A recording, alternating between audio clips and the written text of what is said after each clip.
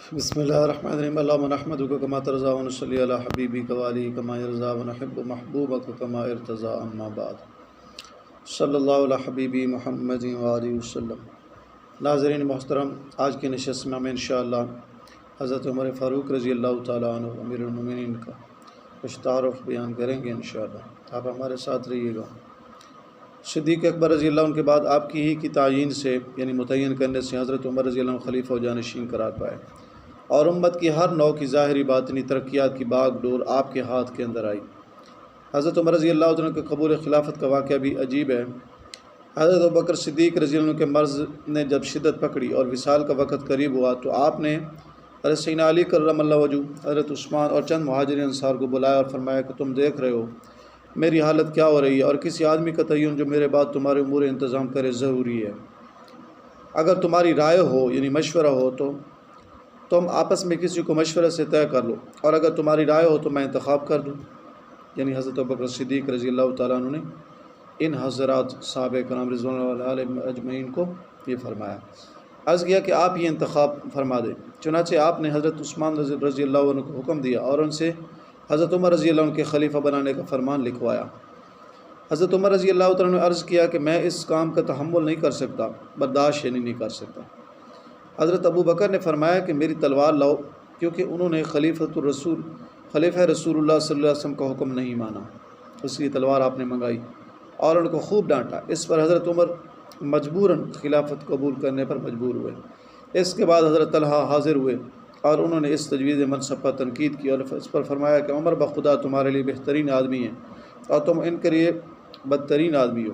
یہ فرما کر حضرت طلحہ کو خوب ڈانٹا اور ان کو نکال دیا۔ اس کے بعد حضرت عثمان رضی اللہ عنہ سے یہ پروانہ لکھوایا، یہ عہد نامہ ہے جس کو ابو بکر خلیفۃ رسول اللہ صلی اللہ علیہ وسلم نے یعنی آپ صلی اللہ علیہ وسلم کے خلیفہ نے ایسے وقت میں لکھوایا ہے جب کہ وہ دنیا سے رخصت ہو رہا ہے اور سفر آخرت شروع کر رہا ہے۔ میں نے تمہارے لیے اپنے بعد عمر بن خطاب کو خلیفہ بنایا، اگر وہ نیکوکار رہے اور انصاف کرتے رہے تو ان کے بارے میں میرا یہی حسن ظن ہے، اور اگر ان میں کوئی تغیر یعنی تبدل ہو گیا تو مجھ کو غیب کا علم تو ہے نہیں۔ میں نے اپنے خیال میں تمہارے لیے اس انتخاب کو ذریعہ اور بلائی بہتری اور بہترائی کی ہے، اور جو کوئی آدمی گناہ کرتا ہے اس کا وبال اسی پر ہوتا ہے۔ وَسَيَعْلَمُ الْغَلَبَ أَيَّ مُنْقَلَبٍ يَنْقَلِبُونَ۔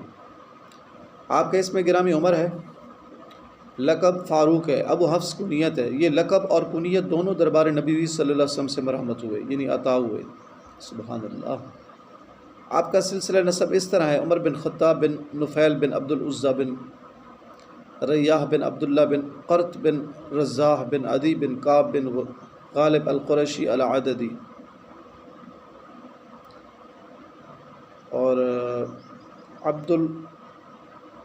عمر بن خطاب بن نفیل ابن عبد الغرہ، یہاں ابن عبد الغرہ ہے۔ تو نبی اکرم صلی اللہ علیہ وسلم کے ساتھ کعب بن لوئی پر آپ کا نسب جا ملتا ہے۔ سبحان اللہ۔ حضرت عمر رضی اللہ عنہ کی ولادت واقع فیل یعنی ہاتھی والا واقعہ جو تھا، الم تر کیف فعل ربک باصحاب الفیل، قرآن پاک کی سورۃ الفیل میں جو واقعہ ہے، اس سے 13 سال بعد ہوئی ہے ولادت۔ 27 سال کی عمر تھی کہ اسلام میں داخل ہوئے۔ ان سے پہلے 40 مرد اور 11 عورتیں اسلام میں داخل ہو چکی تھیں۔ قبول اسلام یعنی حضرت عمر رضی اللہ عنہ کا اسلام قبول کرنا۔ حضرت عمر رضی اللہ عنہ کے اسلام لانے کا واقعہ بھی بڑا عجیب ہے۔ وہ یہ کہ ایک روز کفار کی مجلس منعقد ہوئی جس میں یہ سوال اٹھا کہ نعوذ باللہ حضرت محمد صلی اللہ علیہ وسلم کو کون قتل کر سکتا ہے؟ عمر نے کہا یہ کام میں نے انجام دوں گا۔ یہ کہہ کر تلوار اٹھائی اور چل دیے۔ راہ میں حضرت سعد بن ابی وقاص رضی اللہ عنہ ملے، دریافت کیا عمر کہاں جا رہے ہو؟ کہنے لگے محمد صلی اللہ علیہ وسلم کو نعوذ باللہ قتل کی فکر میں ہوں۔ حضرت سعد نے فرمایا کہ بنو ہاشم بنو زہرہ بنی عبد مناف تم کو اس کے بدلے میں قتل کر دیں گے۔ اس جملہ کو سن کر غصہ آ گیا اور فرمایا کہ ایسا معلوم ہوتا ہے کہ تو بھی بددین یعنی مسلمان ہے، آپ پہلے تجھ کو ختم کر دو۔ یہ کہہ کر تلوار کھینچ لی۔ حضرت سعد نے یہ کہہ کر ہاں میں مسلمان ہوں تلوار انہوں نے بھی نکال لی۔ ایک دوسرے پر حملہ ہونے ہی کو تھا کہ حضرت سعد بولے عمر پہلے اپنے گھر کی خبر لو، تیری بہن اور بہنوئی دونوں اسلام قبول کر چکے ہیں۔ یہ سن کر طیش میں آ گئے، فوراً اپنی بہن کے گھر گئے، دیکھا کہ کواڑ بند ہیں اور حضرت خباب ان دونوں میاں بیوی کو قرآن پڑھا رہے ہیں، رضی اللہ عنہ صحابی ہیں۔ آواز سن کر حضرت خباب تو مکانی میں چھپ گئے۔ وہ صحیفہ جس پر آیات لکھی ہوئی تھی جلدی میں باہر رہ گیا۔ بہن نے کواڑ کھولے، اس پر حضرت عمر کے ہاتھ میں کوئی چیز تھی جسے پوری قوت کے ساتھ بہن کے سر پر دے پڑا خون بہنے لگا اور کہا کہ اپنی جان کی دشمن تو بھی بددین ہو گئی ہے۔ اندر گھر میں آ کر دریافت کیا کیا کر رہے تھے، یہ آواز کیسی تھی، کس کی تھی؟ بہنوئی نے کہا آپس میں بات چیت کر رہے تھے۔ کہا اپنے دین کو چھوڑ کر دوسرا دین اختیار کر لیا ہے تم نے؟ بہنوئی نے کہا اگر وہ دین برحق ہو تو پھر کیا حرج ہے؟ سبحان اللہ۔ یہ سننا تھا کہ ان پر بے تحاشا ٹوٹ پڑے، زمین پر گرا کر خوب مارا۔ بہن نے آگے بڑھ کر بچانے کی کوشش کی تو ان کے منہ پر اس دور سے تھپڑ مارا کہ خون نکل رہا ہے۔ یہ بھی آخر کار عمر کی بہن تھی نا۔ کہنے لگی عمر کیا ہم کو اس وجہ سے مارا جاتا ہے کہ ہم اسلام لے آئے ہیں؟ یقیناً ہم اسلام لے آئے ہیں۔ سبحان اللہ، جو تم سے ہو سکے وہ کر لو۔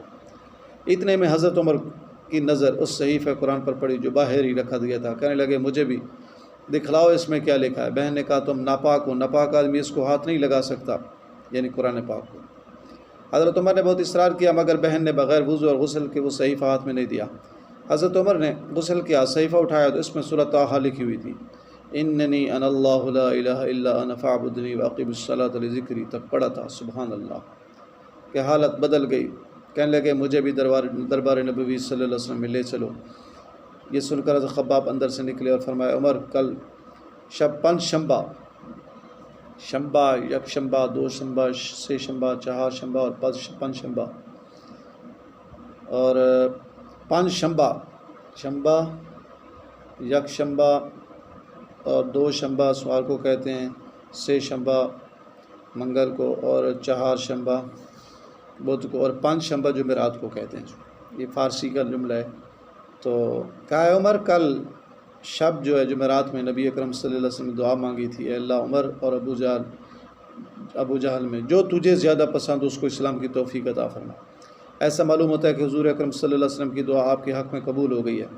اس کے بعد حضرت عمر رضی دربار نبی صلی اللہ علیہ وسلم پہنچے اور جمعہ کے دن صبح کو اسلام لائے۔ حضرت عبداللہ بن مسعود رضی فرمایا کرتے تھے کہ عمر کا اسلام لانا مسلمانوں کی فتح تھی، عمر کا اسلام لانا مسلمانوں کی فتح تھی، اور ان کی ہجرت کرنا مسلمانوں کی مدد تھی، اور ان کی خلافت مسلمانوں پہ اللہ تعالیٰ کی رحمت۔ سبحان اللہ۔ باقی واقعہ انشاءاللہ پھر آپ کے سامنے حضرت عمر کے فضائل مناقب بیان کریں گے۔ اللہ تعالیٰ میرا و آپ کا حامی و ناصر ہو۔ اللہ تعالیٰ سے دعا ہے کہ مجھے آپ کو اللہ تعالیٰ اپنے نبی پاک صلی اللہ علیہ وسلم کی کامل محبت نصیب فرمائے، آپ کی اہل بیت کی کامل محبت نصیب فرمائے، آپ کے صحابہ کرام کی کامل محبت نصیب فرمائے، باادب رکھے۔ آخر دعوانا الحمدللہ رب العالمین۔ آپ ہمارے چینل کو سبسکرائب کریں، گھنٹی کے بٹن کو دبائیں تاکہ آنے والی ویڈیوز کا نوٹیفیکیشن آپ کو وقت پر پہنچ سکے۔ السلام علیکم ورحمۃ اللہ وبرکاتہ۔